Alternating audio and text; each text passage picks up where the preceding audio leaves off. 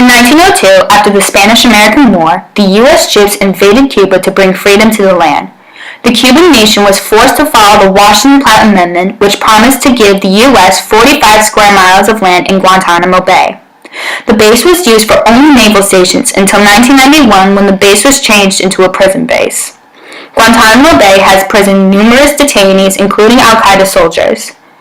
In April 2010, 100 prisoners went on a hunger strike, which gave President Obama the idea to close Guantanamo Bay. Today, Obama is trying to close Guantanamo Bay, and the Congress is supporting him. Obama has stated, each detainee must either be charged in federal court or be released to the countries that will respect their human rights. Under the current law, clear detainees can be transferred out. There is no excuse for human rights violations to continue. Guantanamo Bay, in fact, did violate several human rights. In 2004, Donald Rumsfeld created an organization that sent investigators to investigate American abuse in prisons. One investigator explored Guantanamo Bay and Abu Ghraib and reported the atrocities that occurred in both prisons. Both prison camps were infamous for their torture techniques.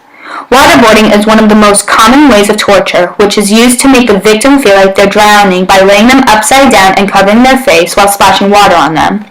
People were horrified by how inhumane waterboarding was. However, in order to prove waterboarding was torture, proof of injury is needed.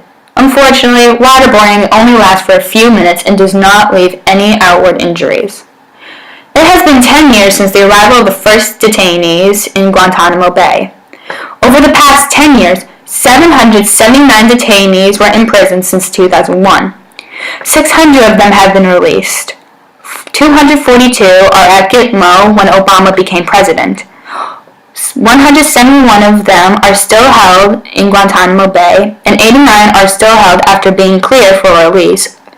According to the U.S. government, 92% of prisoners were never Al-Qaeda fighters, and 86% of prisoners were turned over after payment of bounty.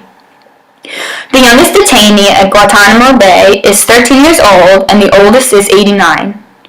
There were 9 detainee deaths since 2002. 6 of them were by suicide, and 3 were by homicides but had no proof.